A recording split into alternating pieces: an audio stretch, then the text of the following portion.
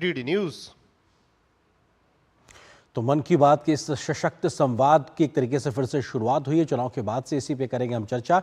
इससे जुड़ा है महाराज का विशेष भी तीसरा कार्यकाल, पहली मन की बात, क्योंकि प्रधानमंत्री नरेंद्र मोदी 3.0 तीसरा कार्यकाल है और उस तीसरे कार्यकाल का आज पहली मन की बात कार्यक्रम था।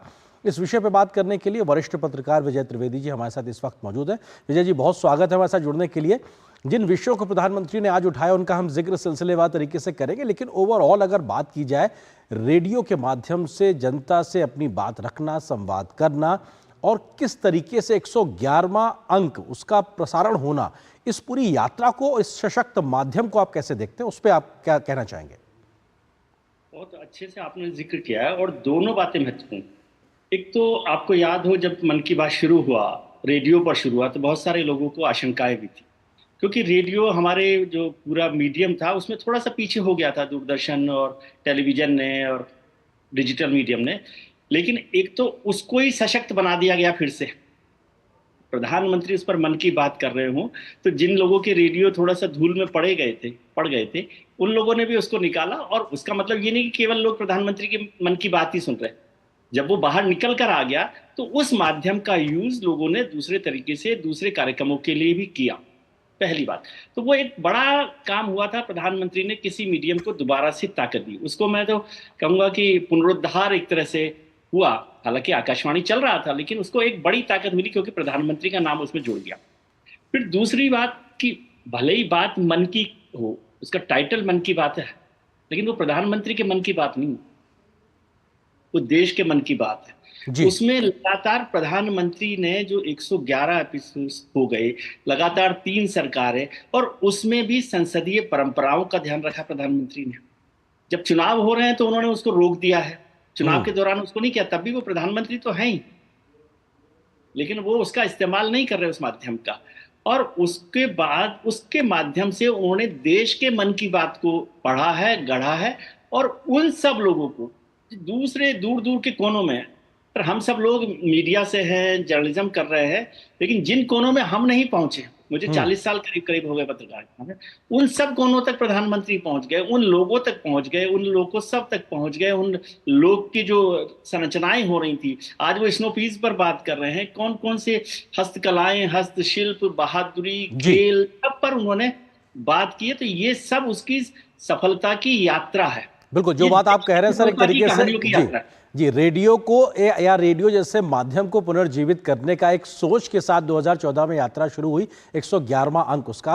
अब विषयवार अगर तरीके से बात करें तो लोकतंत्र का सबसे बड़ा या दुनिया का सबसे बड़ा चुनाव हुआ, उसका जिक्र प्रधानमंत्री करते हैं और सभी 65 करोड़ लोगों जो जिन्होंने वोट किया उनको धन्यवाद देते हैं। तो दूसरी ओर एक पेड़ माँ के नाम से पर्यावरण संरक्षण का संदेश भी दिखाई पड़ता है। लोकतंत्र की चिंता, पर्यावरण भी दिखाई पड़ रहा। आपको लगता है कि ये भी अपने आप में संवाद की एक बेहतर कला है? ये भी वही मैं कह रहा हूँ कि संवाद की कला में तो प्रधानमंत्री माहिर माने ही जाते हैं, लेकिन संवाद की कला केवल लफाजी नहीं है ना। संवाद की कला में गुणवत्ता है, वो हर चीज को जोड़ रहे हैं। लोकतंत्र, देखिए तमाम बातें की आपने सुनी, हम सब लोगों ने सुनी। ईवीएम को लेकर भी बहुत चर्चा हुई। अब वो ईवीएम की चर्चा खत्म हो गई क्योंकि आप 234 सीटों पर ईवीएम के भरोसे ही आए हैं,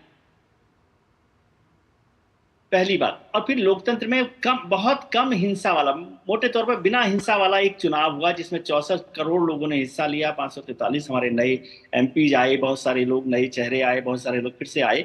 वो एक बड़ी ताकत है जो दुनिया भर में आज कहीं नहीं दिखाई देती। इसलिए सबसे बड़ा और सबसे मजबूत लोकतंत्र की बात प्रधानमंत्री करते हैं।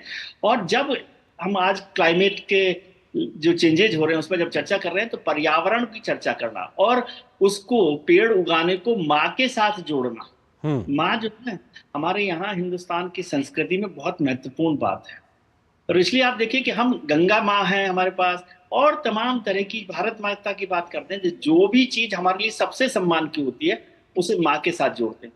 और जब आपने पेड़ उगाने को माँ के साथ जोड़ दिया है तो बहुत सारे लोग निकल कर आएंगे। आपको याद हो कि प्रधानमंत्री ने एक योजना शुरू की थी, जब बेटियों के नाम पर और पत्नियों के नाम पर घरों के नाम रखने की बात हुई, उसने भी एक बड़ा बदलाव किया था जी। अब पेड़ उगाने का कार्यक्रम, आप कह सकते पेड़ उगाने का कार्यक्रम तो 50 साल से चल रहा है, लेकिन क्या वो चल गया? क्योंकि उसका एक कनेक्ट नहीं मिला था। लेकिन जब आप पेड़ उगाते हैं, पेड़ उगाना एक घटना हो सकती है, जी। लेकिन जब आप माँ के नाम पर पेड़ उगाते हैं ना, तो उस पेड़ को बचा कर रखते हैं, उस पेड़ को भावनात्मकता के साथ पालते हैं, उसको संवेदनशीलता, आगे बढ़ाते जी, हैं। तो एक भावनात्मकता बदलाव के की साथ में, शुरुआत है। जी, जी, संवेदनशीलता के साथ में उसको कैसे कनेक्ट करना है, ये भी दिखाई पड़ता है।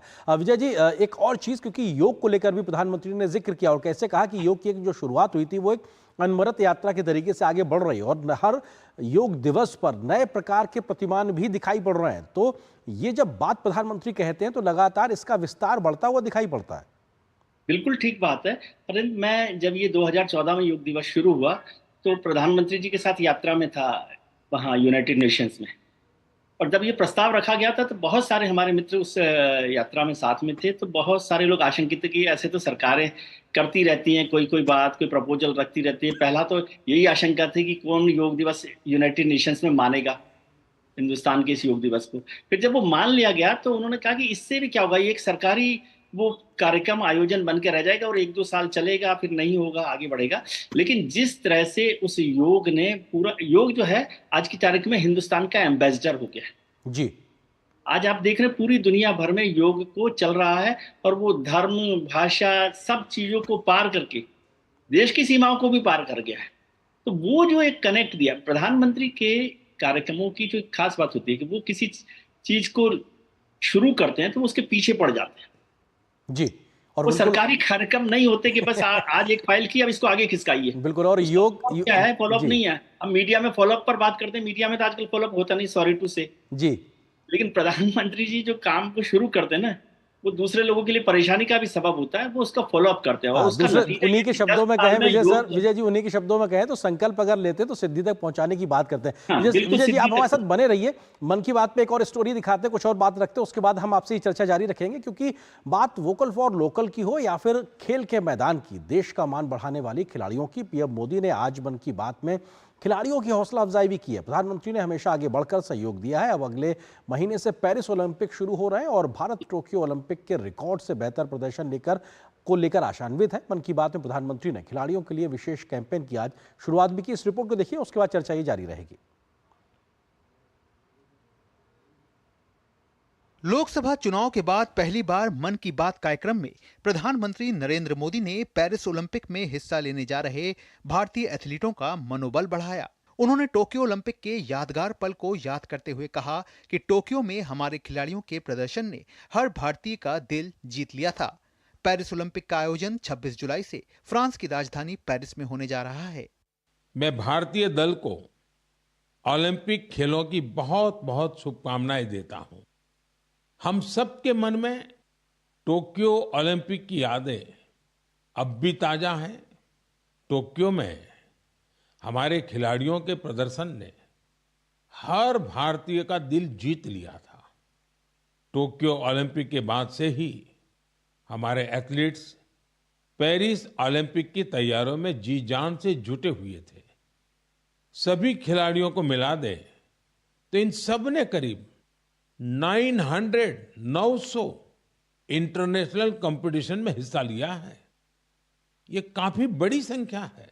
पीएम मोदी ने उम्मीद जताई कि इस बार ओलंपिक में भारतीय दल बेहतरीन प्रदर्शन करने में सफल रहेंगे।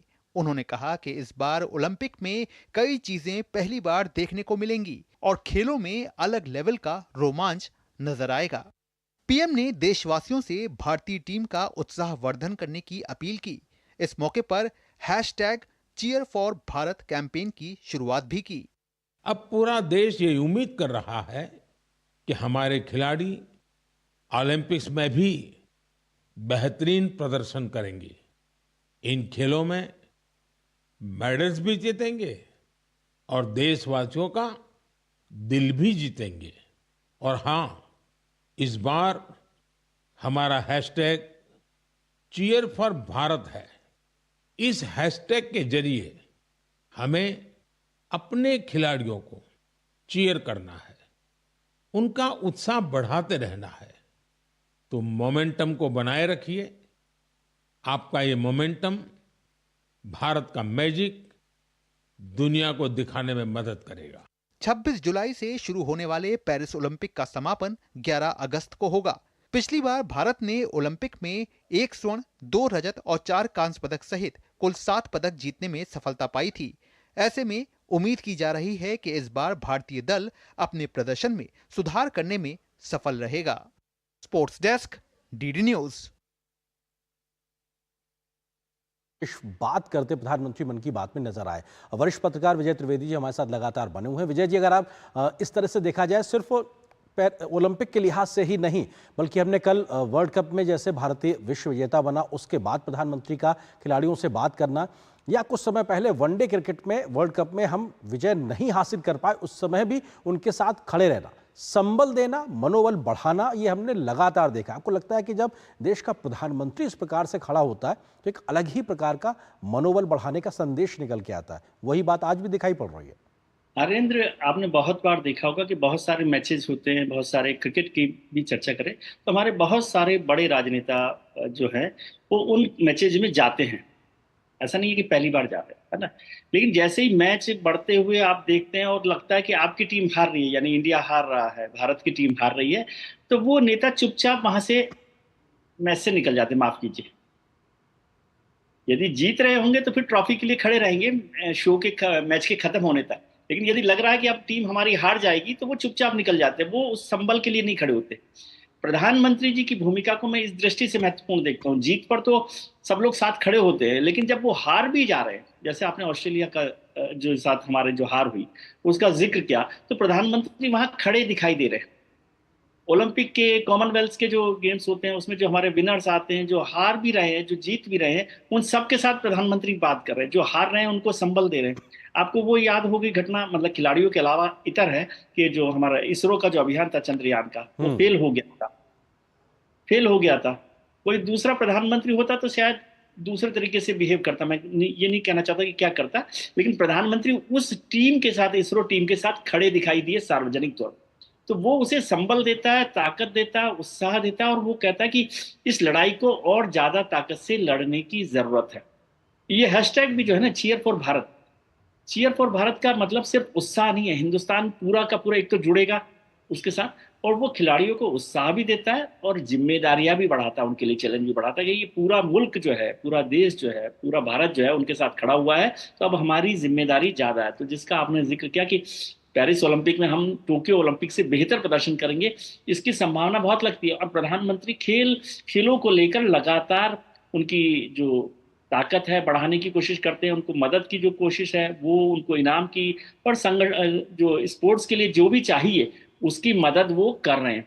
बस मुझे लगता है, एक मन में मुझे लगता है कि यदि खेल संघों को लेकर भी प्रधानमंत्री जी कुछ एक बड़ा निर्णय करेंगे कि हमें किस तरह के खेल संघ चाहिए, क्या राजनेताओं की जरूरत है, नहीं है, कैसा चाहिए, तो मुझे लगता है शायद उससे भी एक बड़ा बदलाव हो सकता है, और ये काम प्रधानमंत्री ही कर सकते हैं। बिल्कुल, आपने बहुत बड़ी बात और महत्वपूर्ण बात कही है कि खेल संस्कृति में बदलाव के लिए जिन आमूलचूल सोच और व्यवस्था को परिवर्तित करना, उस दिशा में आगे बढ़ने की जरूरत है। विजय जी, आप इस बात का भी जिक्र कर रहे थे और हमने देखा मन की बात में आज भी प्रधानमंत्री ने वोकल फॉर लोकल का जिक्र किया। लेकिन जब प्रधानमंत्री खेल के लिए वोकल होकर बात करते हैं तो लोकल टैलेंट को भी ग्लोबल होने का मौका मिलता है। और ये हमने तमाम खेलों में देखा है कि हमारा कैसा गांव स्तर का जो टैलेंट है दुनिया के पटल पे भारत के तिरंगे का मान सम्मान बढ़ा रहा है। ये भी शायद एक बदलाव के वाहक के तौर पर, ये बहुत बड़ा बदलाव है। आप सोचिए, इसको एक और लाइन से जोड़िए कि प्रधानमंत्री ने आबादी को डिविडेंड कहा। अभी तक हम आबादी, बढ़ती आबादी को लेकर ही रोते रहे थे देश में। प्रधानमंत्री उसको एक डिविडेंड के तौर पर देख रहे हैं, मानव शक्ति के तौर पर देख रहे हैं। और जो लोकल लेवल पर उन्होंने हमारे जो स्पोर्ट्स पर्सन हैं, स्पोर्ट्समैन हैं, उनकी ताकत को ढूंढा और उस ताकत को आगे बढ़ने का मौका दिया। जैसे आप कह रहे हैं ग्लोबल हुआ, वो हमारे इंटरनेशनल इवेंट्स में आ रहे हैं। उससे क्या हुआ कि तमाम देश की जो बहुत सारी टैलेंट थी वो बाहर निकल कर आई है, अलग अलग इलाकों से आई है, चाहे वो नॉर्थ ईस्ट का इलाका हो, साउथ का इलाका हो, पिछड़े इलाके हों, आदिवासी इलाके हों। ऐसी टैलेंट थी जिनमें बहुत सारा काम था और उसको मदद की प्रधानमंत्री के नीतियों ने, योजनाओं ने। उससे ये फायदा हुआ कि हम, और उसी वजह से ये जो इवेंट्स में हमारे को सम्मान मिल रहा है, मेडल्स मिल रहे हैं, वो सारा तभी हुआ है क्योंकि अलग अलग जगहों से। अभी तक था कि बहुत हम सेलेक्टिव हुआ करते थे, हम पहचानते थे हाँ आर्येंद्र जी बड़े लोग हैं तो आर्येंद्र जी को ही भेजना चाहिए, पेरिस भी भेजना चाहिए, टोक्यो भी भेजना चाहिए, चाहे उनका परफॉर्मेंस कुछ भी रहा। अब पिछड़े लोगों को भी मौका मिल रहा है। और वो अपनी ताकत दिखा रहे हैं। और जी। एक बात ध्यान रखिए, उसमें से प्रधानमंत्री का कोई रिश्तेदार नहीं है। बिल्कुल, और ये सच बात है कि किस प्रकार से खेल संस्कृति से लेकर देश में व्यवस्था को जमीन स्तर तक परिवर्तन करने में जो काम किए हैं मन की बात से, उसका एक विस्तार ही मिलता है। बहुत बहुत शुक्रिया विजय जी, हमारे साथ जुड़ने के लिए, इस विषय पर विस्तार से बात करने के लिए बहुत शुक्रिया आपका। और यहाँ पर एक छोटे से ब्रेक के लिए रुकते हैं, बहुत जल्द हाजिर होते हैं कुछ और महत्वपूर्ण खबरों से आपको रूबरू कराएंगे। अब तक टेस्टी राजमा बनाना नहीं आया? बिना MDH राजमा मसाला के टेस्टी राजमा कैसे बनेगा? MDH राजमा मसाला। क्या स्वादिष्ट राजमा बनाए। MDH।